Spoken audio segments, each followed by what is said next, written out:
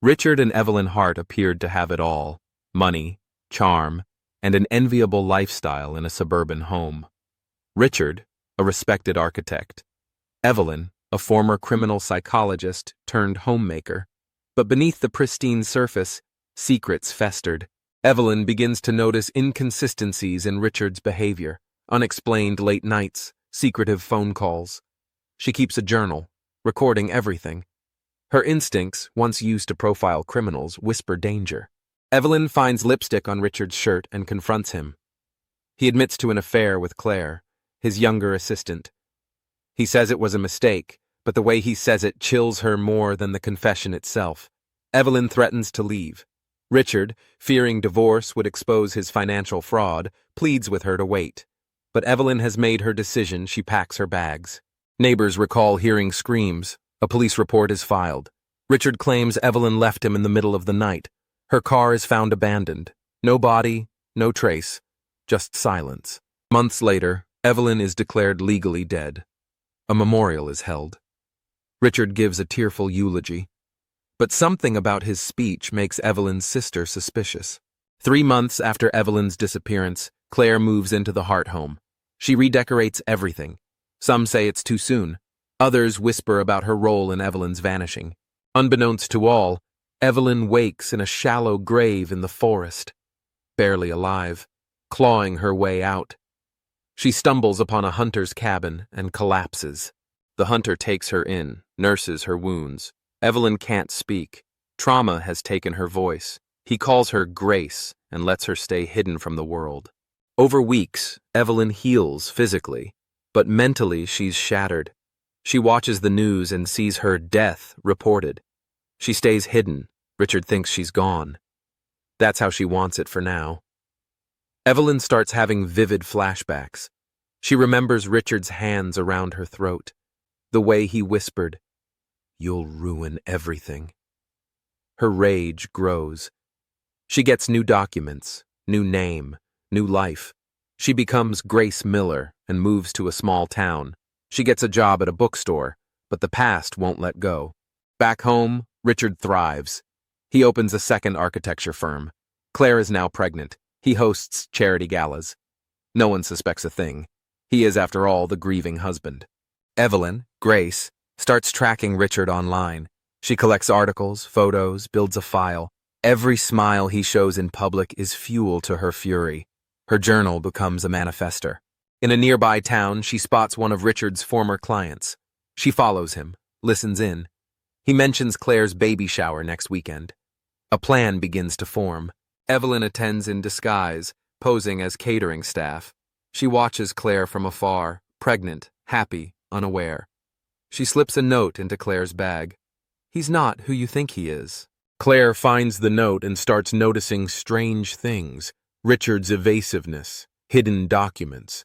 She starts snooping. One night, she finds a burner phone. Claire calls the number from the note. Evelyn answers. A chilling conversation ensues. Claire doesn't believe it until Evelyn describes the scar only she could know about. Evelyn mails her journal to Claire. Claire reads every word: abuse, control, betrayal. She cries, unsure what to do. But now she knows. She believes Evelyn. Evelyn had secretly recorded one of Richard's threats years ago. Claire finds it in the journal. She makes copies. Insurance. Claire visits the police anonymously, drops off the journal and tape. A skeptical detective begins looking into Richard's finances and finds holes. Evelyn, in full disguise, returns to her old neighborhood. She watches her house from a car parked blocks away.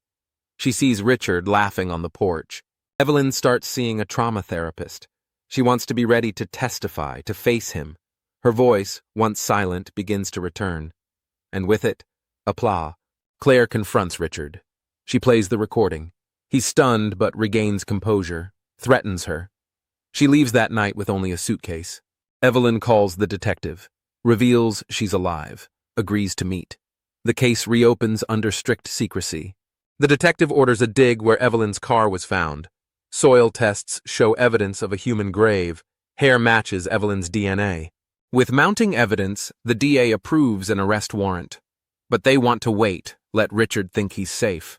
Evelyn schedules an anonymous interview with a major news outlet. She tells her story. Her voice is digitally altered, but her words cut deep.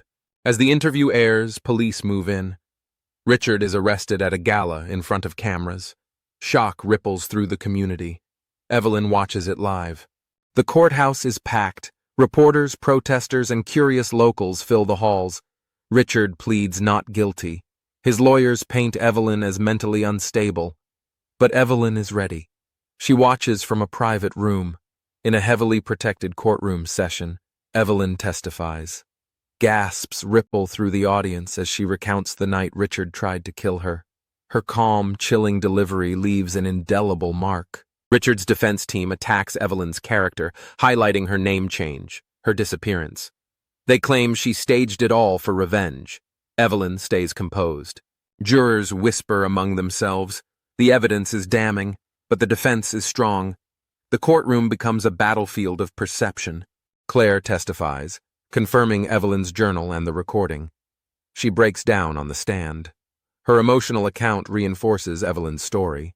On the third day, Richard loses his temper in court. He yells at Claire. The judge reprimands him. Jurors look unsettled. The hunter who rescued Evelyn is called in. He confirms her injuries, her silence, her fear. His testimony is powerful. Both sides deliver compelling closings. Evelyn's lawyer focuses on survival and justice. Richard's lawyer claims manipulation. The jury retires. The world watches. Evelyn isolates in a secure location. Richard paces in his cell. Hours pass. Then a knock at Evelyn's door. Richard is found guilty on all charges: attempted murder, fraud, obstruction. Evelyn sobs quietly. Justice. At last. The judge sentences Richard to life in prison. He glares at Evelyn as he's led away. She meets his eyes, unflinching. Media outlets swarm Evelyn.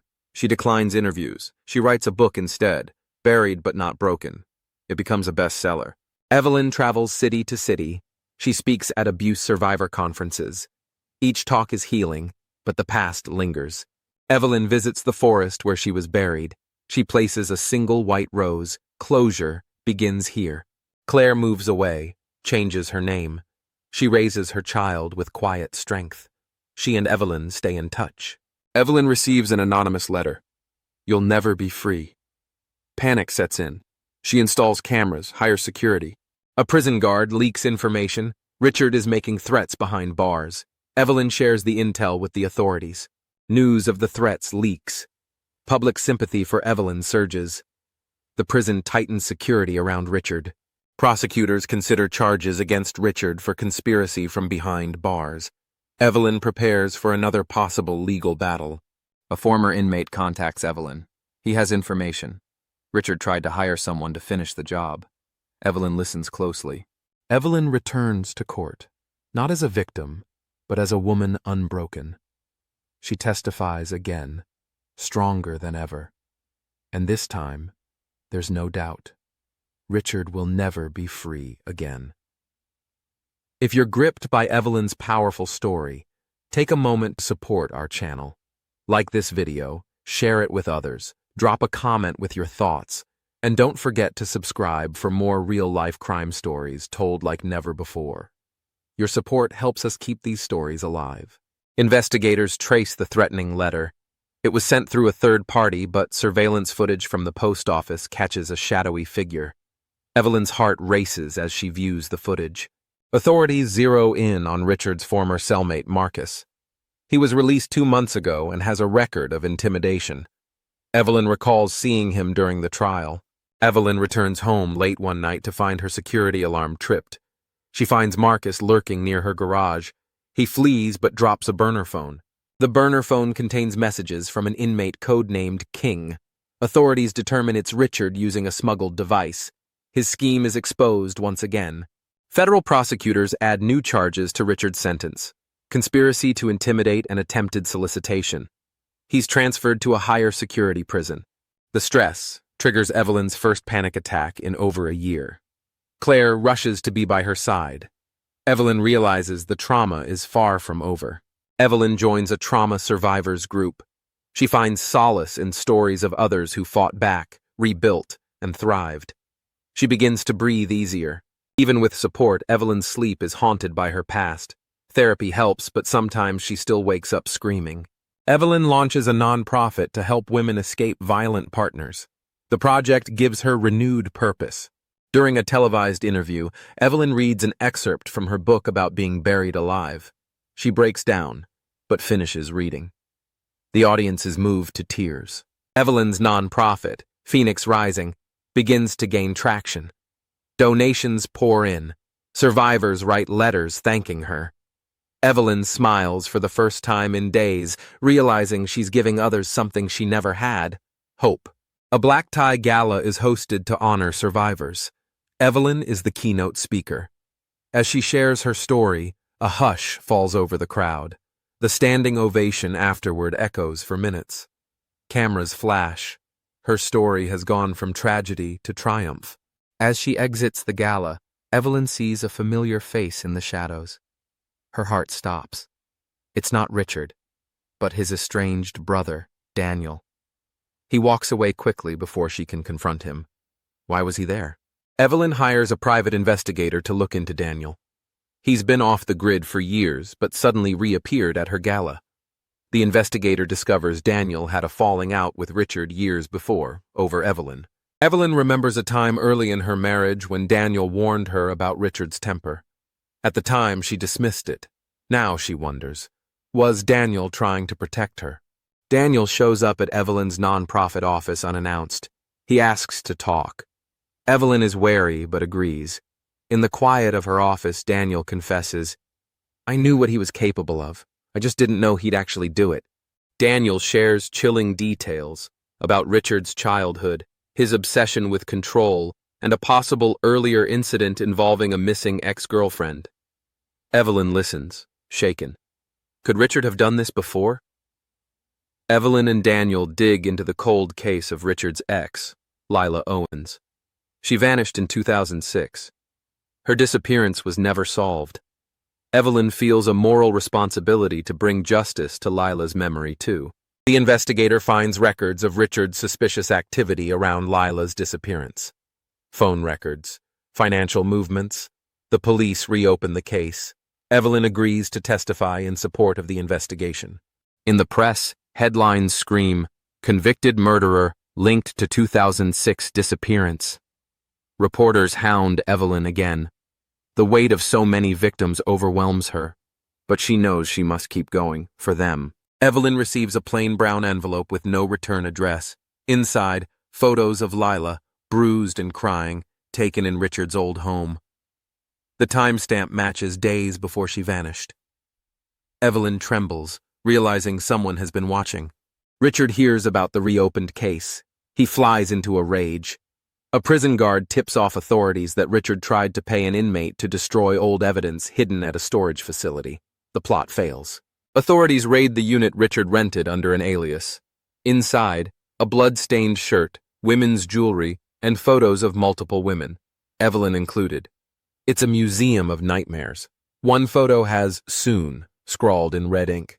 Evelyn visits Lila's parents. They cry together. For them, Evelyn is a living ghost, proof that the man who destroyed their daughter's life has finally been exposed. They ask her to speak at a memorial service. At Lila's memorial, Evelyn reads from her journal.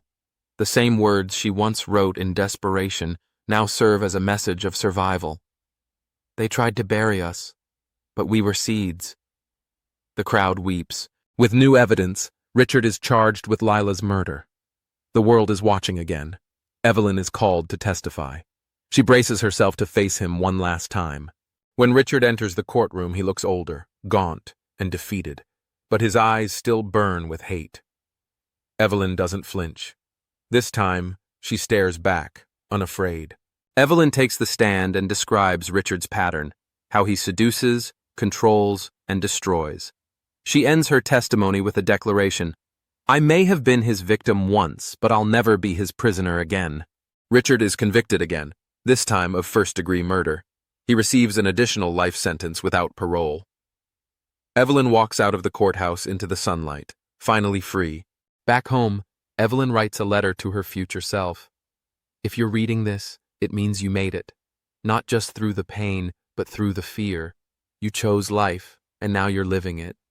She seals it and smiles. Evelyn folds the letter and places it in a box labeled Hope, filled with memories both painful and empowering.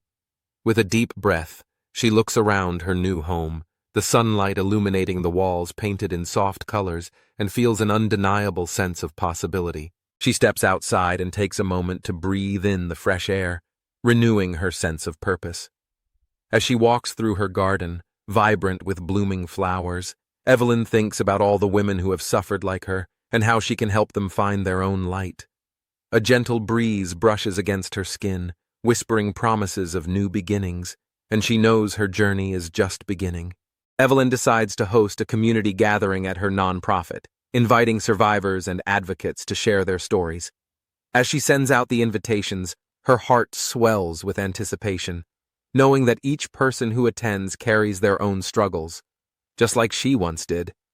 She plans to create a space of healing and empowerment, where voices once silenced can rise in unison. The thought of bringing people together ignites a fiery determination within her, compelling her to finalize the details and prepare her speech. She envisions a room filled with resilience, where the power of shared experiences can transform pain into strength. Evelyn spends the next few days preparing for the gathering, meticulously organizing every detail to ensure it reflects the warmth and support she wishes for her guests. She creates a program filled with speakers who once felt as lost as she did, and reaches out to local businesses for donations to support her vision. As she writes her speech, she reflects on her journey, how she turned trauma into motivation, and now it fuels her commitment to help others reclaim their voices. The night before the event, she rehearses her words, a reminder that vulnerability can be a source of strength, knowing that in sharing her story, she creates a sanctuary for others to heal and find hope.